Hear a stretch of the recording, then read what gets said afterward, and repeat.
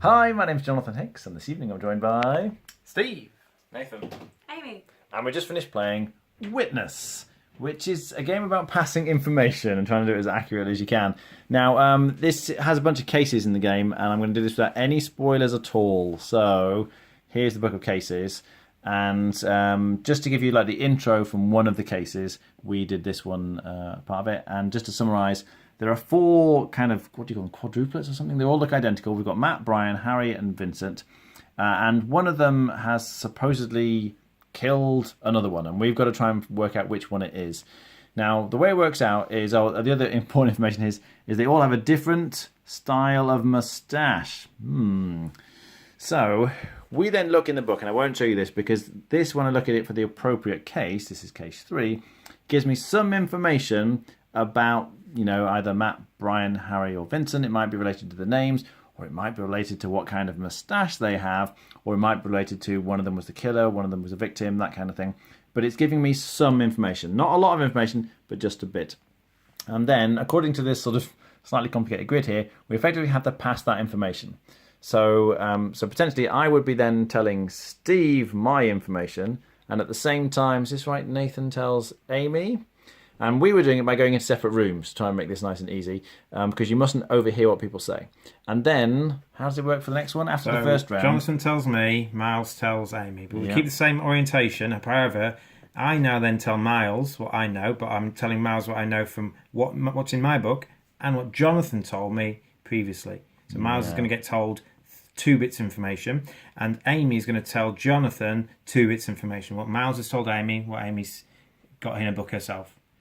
Then we go on to round 3, and effectively it comes back, doesn't it? Yeah, so Jonathan will be telling me... So Nathan told Amy something, who told me, and then I have to kind of relate all that information and maybe remind Steve of my original information, and I tell all that to Steve. And then the same thing happens with the other ones, doesn't it? So that carries me around. And then the final one, it sort of puts it all together, hopefully, at the end.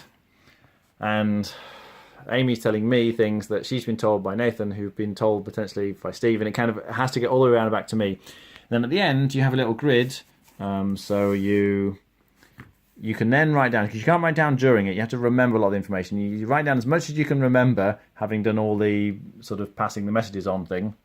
And then at the end, there's going to be 3 questions. So to solve this case, we've got to connect the first names and the moustache styles for the 4 brothers. So it's going to be a question like, what kind of moustache did Brian have? Or who was the killer? Those are the kind of questions. So you're going to answer 3 questions, and then you're going to get a score. Effectively, you're going to get 1 point for every question you get right, and then it's cooperative. So we add up the points, so maximum score will be 12. If we all got 3 correct, that would be a maximum score of 12. But obviously, if one of you has messed up the information at some point, maybe Nathan told something wrong to Amy and then she passed it incorrectly to me. And sometimes, I should say, there is some deduction work to be done. So you might get something that you've been told, and then when Amy tells me a clue, I can put it together with this and realise, that means this other thing must be true, and then I can kind of pass that on and tell that to Steve. So yes, you pick a case. They are sorted into easy, medium, and hard, I think, aren't they? And very hard. And very hard, okay. And we're just trying to collectively all end up with the right solutions at the end of the 4 bits of passing information. What do we think? It's a weird game. There's none like it, really. I've wanted to own this for a while. I've recently got my own copy, and I've had fun playing it because it's cooperative, and you can't blame someone for not being told things. So when someone loses a point, it's invariably not their fault. It's invariably the fault of the person who's been passing them information the whole time.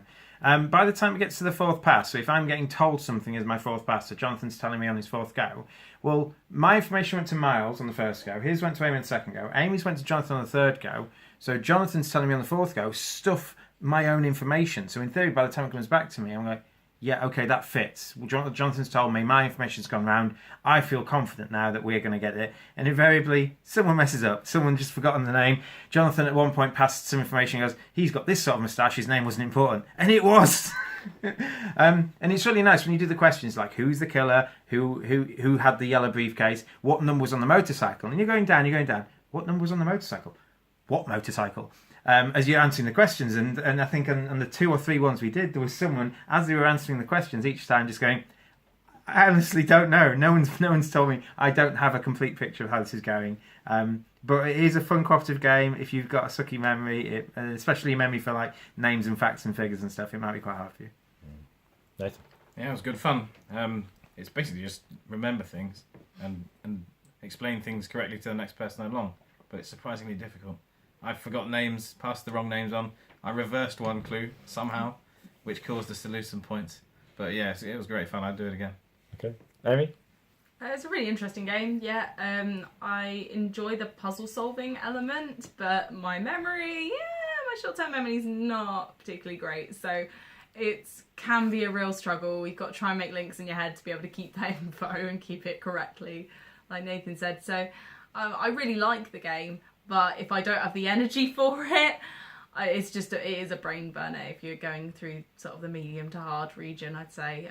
But I really do like the puzzle, finding the pieces of the puzzle that do fit together in the end is so interesting, and the stories are compelling too. Rating?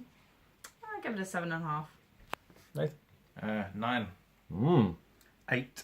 Okay. Yeah, I really like it, but it is definitely one of those polarising games. Some people will really not like it, and as I said, because you do need to remember quite a lot of facts. Now, I enjoy, like Amy was saying, trying to come up with links. So it's like the first letter of the name begins, if it begins with a particular letter, it kind of matches this other thing that they're associated with, and you're trying to make those connections, or what does the pitch look like? What does it make you think of? Can you connect them in that way? And just trying to store all this information in your head correctly to be able to pass it on. So I enjoy it. You, I imagine, will know whether or not you're going to enjoy that kind of thing. But if you do like it, I think it does it very well. It's very interesting, very unusual. I give it an 8 out of 10. All right, thanks for watching. That was Witness.